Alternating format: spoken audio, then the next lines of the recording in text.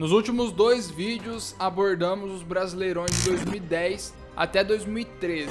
Hoje vamos para 2014. Fred, Dourado, Moreno, Barcos, Guerreiro, Tardelli. Qual desses era seu favorito no Cartola? Opções não faltavam. Comenta aqui embaixo. E aproveitando, já puxa a vinheta aí. Vamos começar a falar de 2014.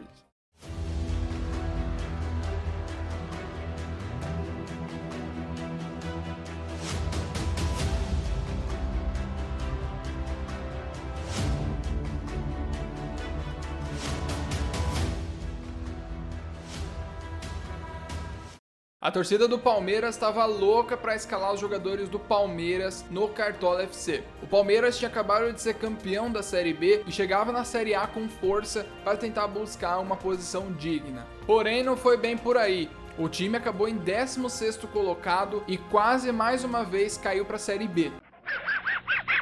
O que ajudou muito o Palmeiras foi justamente Henrique Dourado. Ele foi o segundo artilheiro do campeonato, fazendo 16 gols e foi um dos jogadores que mais mitaram no Cartola daquele ano. Outra torcida que ficou muito feliz com o desempenho de um jogador foi a do Fluminense, que viu o Fred finalmente voltar a ser artilheiro. Fred foi o artilheiro do campeonato com 18 gols, porém o desempenho dele não foi o suficiente para levar o time do Fluminense para a Libertadores do próximo ano. Que pena. Ao lado desses dois centroavantes brasileiros, o ano de 2014 foi dominado por jogadores estrangeiros.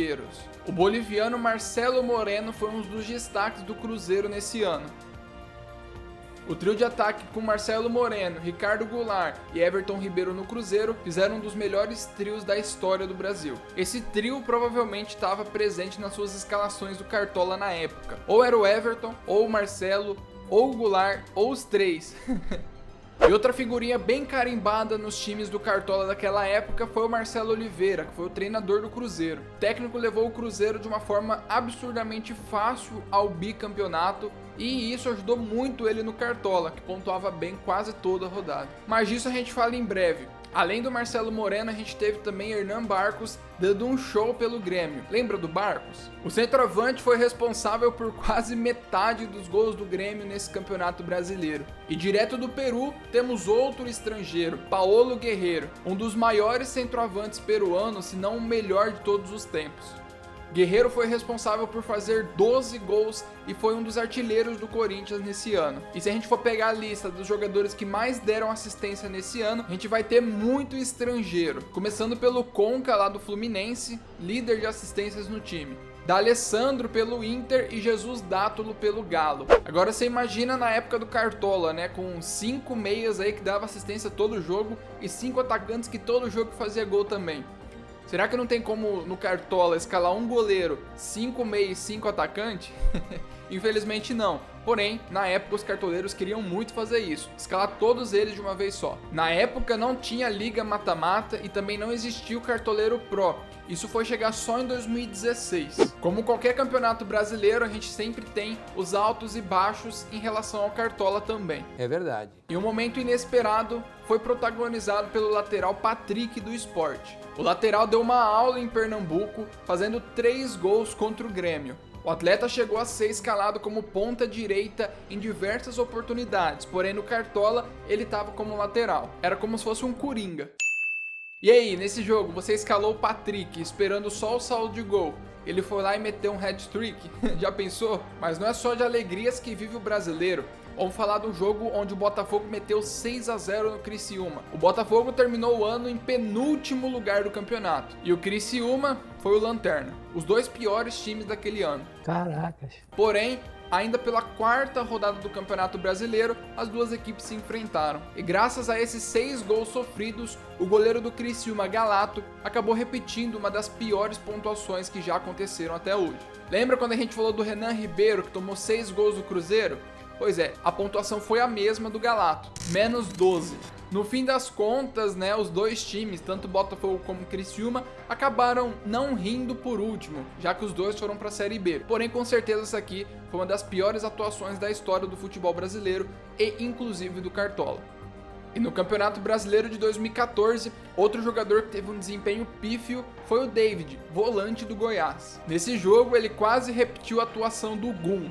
Lembra que a gente falou dele uns episódios atrás? Ele tomou um cartão amarelo, fez um gol contra e cometeu várias faltas ao longo do jogo. E isso fez com que o David ultrapassasse a marca dos 10 pontos negativos. Isso aí, ele acabou com menos 10 pontos. Quem escalou ele negativou tudo isso. E nesse caso, nem se ele fizesse um gol, ele iria pontuar bem. Continuaria negativando. Que fase, hein? Ih, rapaz.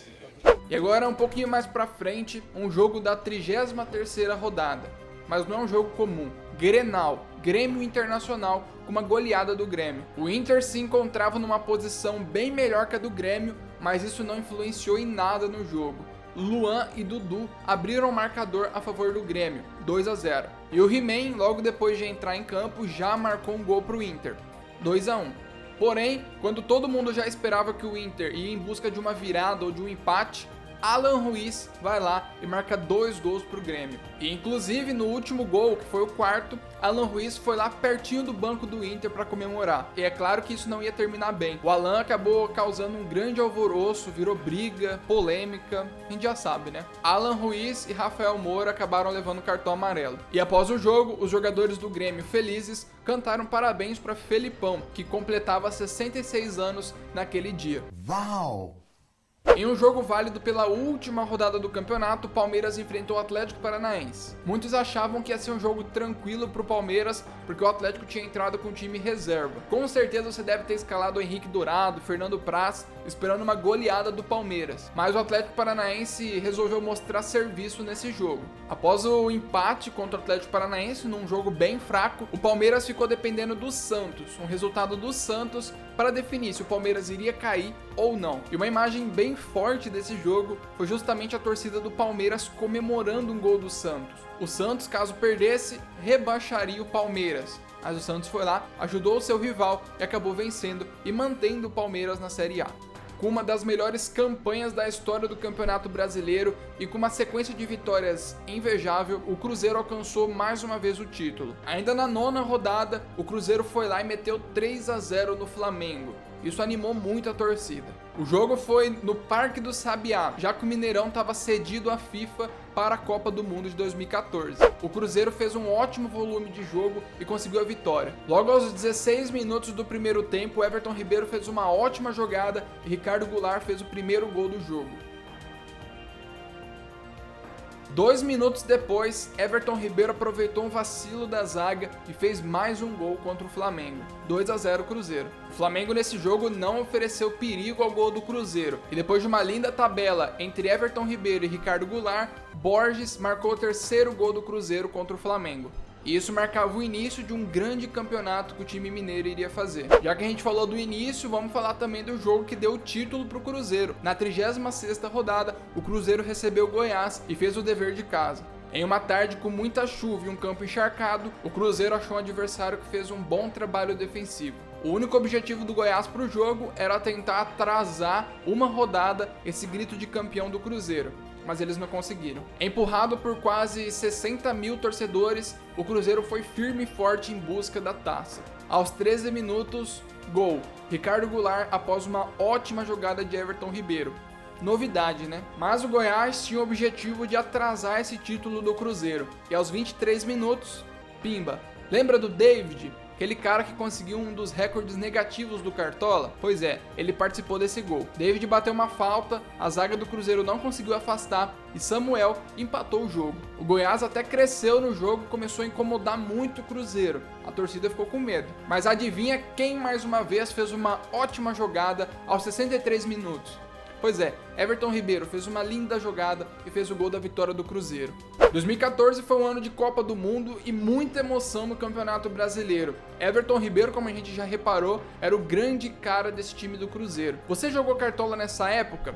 Pra mim, foi meu primeiro ano. 2014 foi a primeira vez que eu comecei a jogar Cartola. Meu primeiro time, minhas primeiras emoções. Na época, eu não entendia nada, mas já estava lá no Cartola. Era totalmente diferente do que é hoje em dia. No próximo episódio, vou falar de 2015. Um ano muito bom, com muitas emoções também no Cartola FC. Nessa época eu já estava no jogo, então algumas coisas também que eu vou estar lembrando para contar para vocês. Em 2015 o Cartola começou a se expandir, alcançando mais cartoleiros e consequentemente o jogo começou a crescer cada vez mais. Que ano que você começou a jogar Cartola? Comenta aqui embaixo para mim saber. E a gente se vê no próximo vídeo, onde eu vou contar para você todos os melhores momentos do campeonato de 2015 e também falar tudo sobre o Cartola daquele ano. Então deixa seu like aqui, comenta o ano que você começou a jogar Cartola e a gente se vê amanhã às 20 horas. Tamo junto e bora mitar!